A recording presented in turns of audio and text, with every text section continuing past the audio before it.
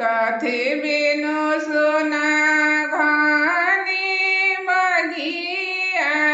कथिए बिनु आंगना होए मैया कथी बिनु सुना देवल घरवा मैया के सुना लागे देवल घरवा मैया के सुना लागे देवल घरवा कोयलर बिनु सुना घनी बगिया बालक बिनु आंगना होए मैया रौरे बिनु सुना देवल घरवा मैया के सुना लागे देवल घरवा मैया के सुना लागे कोयलर बोलली घनी बगिया बालक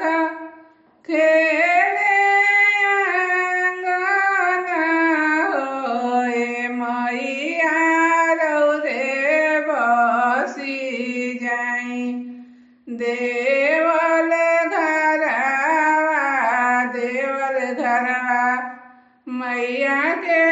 सुना लागे देवल घरवा मैया के सुना लागे के जलावाले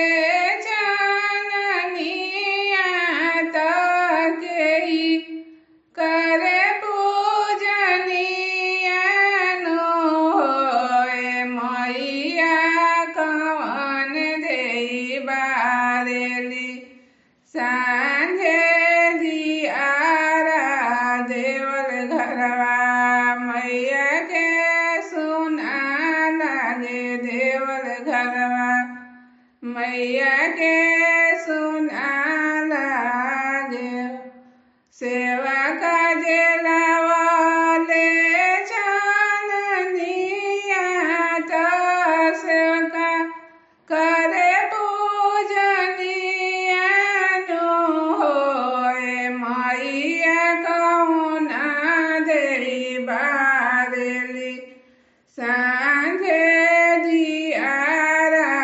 देवल घरवा मैया के निक लागे देवल घरवा मैया के निक लागे देवल घरवा।